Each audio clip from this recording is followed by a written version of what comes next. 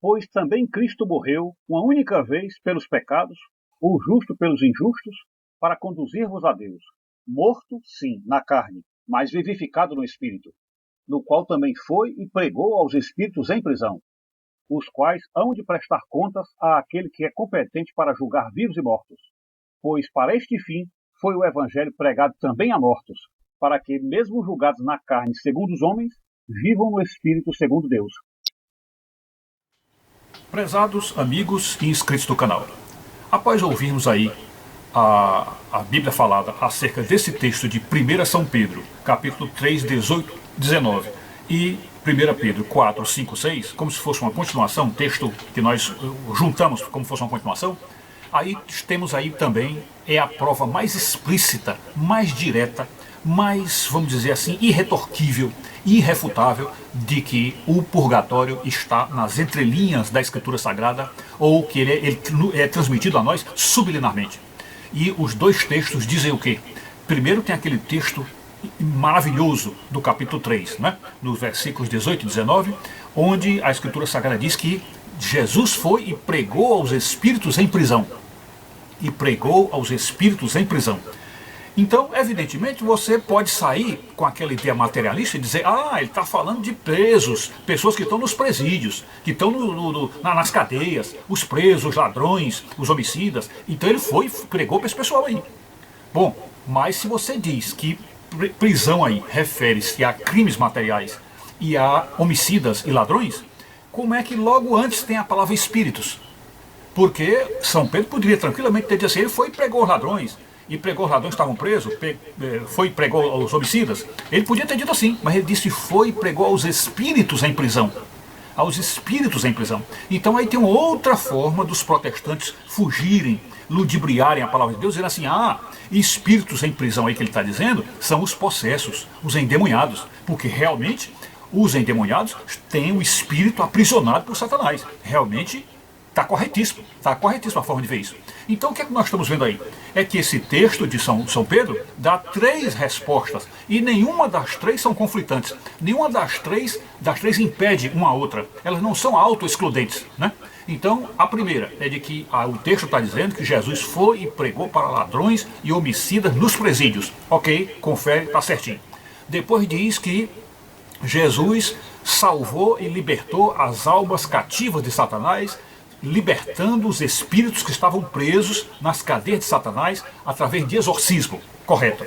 E o terceiro sentido é que Jesus foi e pregou aos espíritos, ou seja, às almas que já tinham morrido, das pessoas que já tinham morrido e cujas almas desceram ao vale da sombra da morte.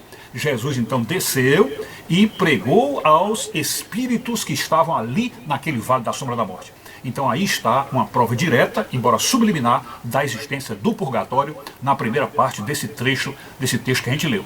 E na segunda parte, aí São Pedro fecha com chave de ouro, complementa de uma maneira muito mais clara, quando ele diz, no qual também foi e pregou os espíritos em prisão, foi o que nós acabamos de ver. Mas no quinto, que é do capítulo 4, versículos 5 a 6, quando ele diz: Pois para este fim, assim no quinto ele diz assim: os quais hão de prestar contas, esses espíritos em prisão, os quais hão de prestar contas àquele que é competente para julgar vivos e mortos. Então observe que, se aquele primeiro texto lá do capítulo 3 estivesse referindo só a presos, ladrões e bandidos nas cadeias, não havia necessidade de São Pedro dizer aí, logo no capítulo seguinte, ele falar em Senhor de vivos e de mortos. Ok? Não havia necessidade de falar isso. Porque se era só ladrão na cadeia e se era só bandido preso, para que falar em vivos e mortos? Porque diz então, se ele é poderoso, competente para julgar vivos e mortos, então, evidentemente, ele está falando de ladrões vivos e ladrões mortos. Ele está falando de bandidos vivos, bandidos mortos. Observe aí como já entra a questão do corpo e do espírito, né? E no 6, quando ele diz: pois para este fim foi o evangelho pregado também aos mortos, ou também a mortos, para que, mesmo julgados na carne, segundo os homens, ou seja, enquanto vivos, foram julgados aqui, estavam presos nas cadeias porque foram julgados aqui, então, mesmo julgados na carne, vivam no Espírito segundo Deus. Então, mesmo que aqueles ladrões e os bandidos que estavam nas cadeias tenham sido julgados e condenados, e pegaram até prisão perpétua, tá certo? Talvez até morreram na prisão. Aí ele diz, não, mas para Deus o que importa é o juízo do Senhor. E então Deus foi buscar esse pessoal lá dentro das cadeias eternas, lá dentro do vale da sombra da morte, e tirou eles, porque a eles foi também pregado o evangelho. E se foi pregado o evangelho a eles que estavam mortos, e eles obviamente teriam uma chance de se arrepender. Então esse evangelho pregado aos mortos, que é pregado nos mesmos moldes do evangelho pregado na terra, foi pregado lá, com a mesma chance de se converter, também foi dada a eles. E então, se eles aceitaram Jesus após a morte, evidentemente subirão do purgatório até o céu.